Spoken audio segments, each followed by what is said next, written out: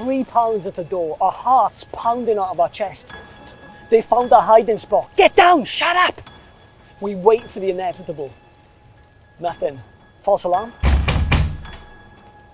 £3 more at the door. Let me in quick, she said. We opened the door and bolted back shut. Mary, what you doing? You're trying to get us killed, we said. He's gone, she said. What do you mean he's gone? I didn't stick around for the answer. I took the bolt off the door and I just bolted. Sprint into the tomb with a million thoughts sprinting through my head. John flies past and beats me there. I catch up and John's just standing there, gobsmacked. The stone was rolled over. I stoop into the place where Jesus' lifeless body lay just hours before. And now it's empty.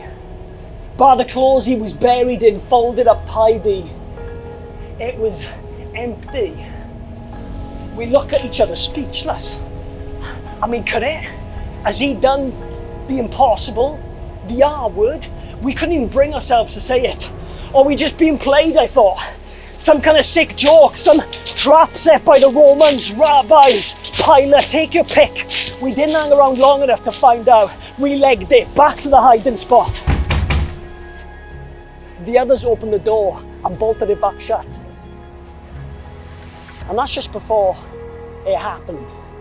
You know, the first time. Should have seen our faces. I jumped out of my skin. We told Thomas, he wasn't buying it. Till a week later, it happened again. Should have seen his face. You'd think we'd known better a third time, right? After things settled down, we go back home to Galilee. So we're down Tiberias Sea, right? There's me, Nate, Tom, James, John, the Zebedee boys. It's pitch black. We're 100 yards out, fishermen right in our sweet spot, trying to make a catch, feigning abysmally.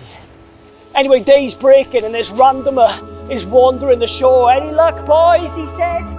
Not a single sardine, we said.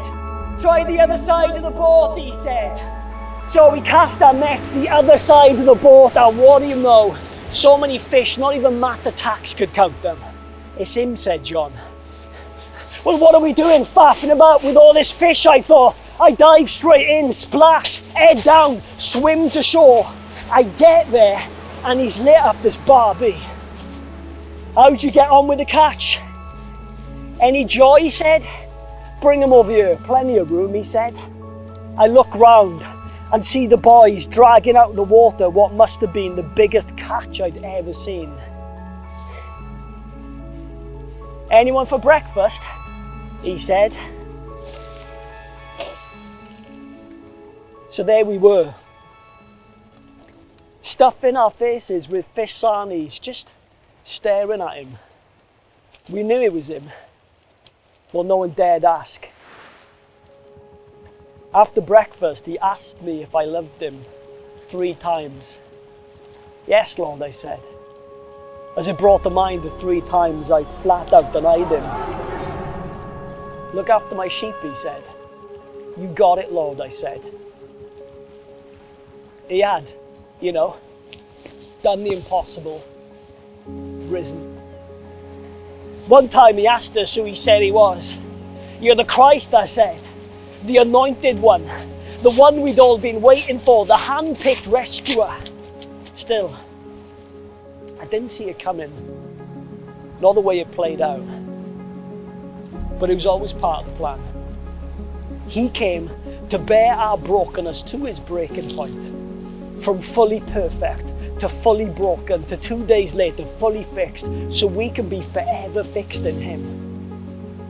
Like I said, he'd done the impossible, risen, and there's no denying it. That changes everything.